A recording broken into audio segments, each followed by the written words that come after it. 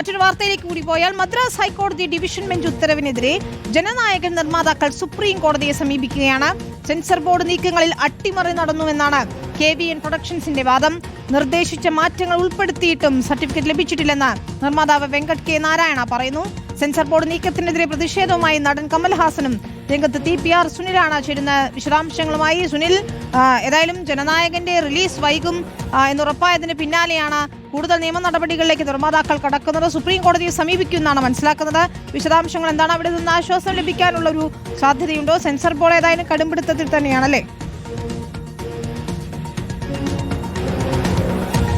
വിനീത, തീർച്ചയായും സെൻസർ ബോർഡിന്റെ നടപടി ചോദ്യം ചെയ്തുകൊണ്ട് ഏതായാലും ഇപ്പോൾ ഈ സിനിമയുടെ നിർമ്മാതാക്കൾ സുപ്രീം കോടതിയെ സമീപിക്കുകയാണ്. അടിയന്തരമായി മദ്രാസ് ഹൈക്കോടതിയുടെ ഉത്തരവ് സ്റ്റേ ചെയ്യണം, അല്ലെങ്കിൽ മദ്രാസ് ഹൈക്കോടതിയിലെ നടപടികൾ സ്റ്റേ ചെയ്യണം എന്നതാണ് ഈ ഹർജിയിലെ പ്രധാനപ്പെട്ട ആവശ്യം. ജനുവരി 21 തീയതിയിലേക്ക് കേസിലെ അടുത്ത വാദം കേൾക്കൽ മദ്രാസ് ഹൈക്കോടതി മാറ്റിവെച്ചിരിക്കുകയാണ്. നേരത്തെ സിംഗിൾ ബെഞ്ച് ഈ സിനിമയ്ക്ക് സെൻസർ സർട്ടിഫിക്കറ്റ് നൽകാനുള്ള നിർദ്ദേശം നൽകിയെങ്കിലും അതേ ദിവസം തന്നെ 9 തീയതി ഡിവിഷൻ ബെഞ്ച് ഈ സിനിമയ്ക്കുള്ള സെൻസർ സർട്ടിഫിക്കറ്റ് നൽകാനുള്ള സിംഗിൾ ബെഞ്ചിന്റെ ഉത്തരവ് സ്റ്റേ ചെയ്യുന്ന ഒരു സാഹചര്യമാണ് ഉണ്ടായിരുന്നത്. മാത്രമല്ല അടുത്ത ഹിയറിംഗ്, കേസിലെ അടുത്ത വാദം കേൾക്കൽ 21 തീയതിയിലേക്ക് മാറ്റിവെക്കുകയും ചെയ്തു. ഇതോടെ ഈ ജനനായകൻ സിനിമയുടെ റിലീസ് തന്നെ വലിയ പ്രതിസന്ധിയിലായ പശ്ചാത്തലത്തിലാണ് ഇപ്പോൾ നിർമ്മാതാക്കൾ സുപ്രീം കോടതിയിൽ എത്തുന്നത്.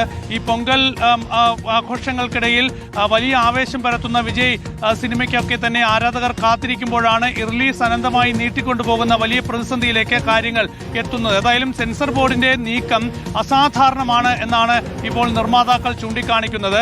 10 ഭേദഗതികളാണ് ഇവർ നിർദ്ദേശിച്ചത്. അതെല്ലാം നടപ്പാക്കി അതിനുശേഷം സിനിമ സമർപ്പിച്ചുവെങ്കിൽ പോലും സർട്ടിഫിക്കറ്റ് നൽകാതെ അനാവശ്യമായി ഈ സിനിമയെ പ്രതിസന്ധിയിലാക്കുകയാണ് എന്നാണ് സുപ്രീം കോടതിയിൽ നൽകുന്ന ഹർജിയിൽ ചൂണ്ടിക്കാണിക്കുന്നത്.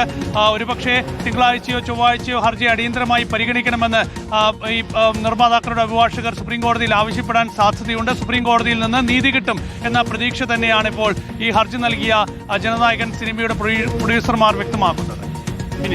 സുനിലാണ് വിശദാംശങ്ങൾ നൽകിയത്. ഏതായാലും ആരാധകർ നിരാശയിൽ തന്നെയാണ്.